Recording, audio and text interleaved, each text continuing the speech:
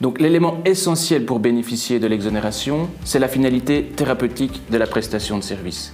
Qu'est-ce que c'est une finalité thérapeutique? C'est une prestation qui vise à diagnostiquer une maladie, la guérir ou la traiter, ou protéger, améliorer un certain état de santé. Donc ça, c'est la définition de thérapeutique.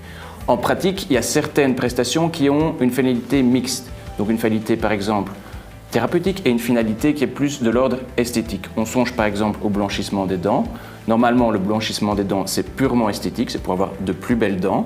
Ce n'est pas exonéré, il n'y a pas de finalité thérapeutique, mais il est possible que le blanchissement des dents intervienne après un cancer qui a décoloré les dents. Dans ce cas-là, il y a une finalité thérapeutique derrière le blanchissement des dents et donc la prestation pourra être exonérée de la TVA.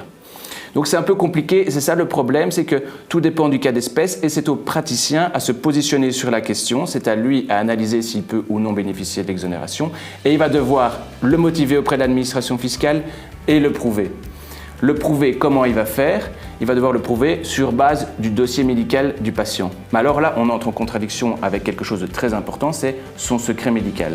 Dans la circulaire sur l'exonération de la TVA, l'administration a indiqué que ça se ferait sur base anonyme.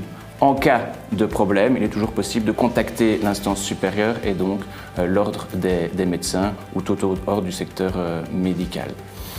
Est-ce que la charge de la preuve est toujours aussi lourde ou est-ce qu'il n'existe pas des cas où c'est plus facile, où la charge de la preuve est allégée? Oui, il y a des présomptions. Quand le traitement médical est dans la nomenclature de l'INAMI, où elle est remboursée, ou elle fait l'objet d'une prescription médicale, c'est présumé d'être effectué avec un but thérapeutique et donc la charge de preuve est plus bas en fait.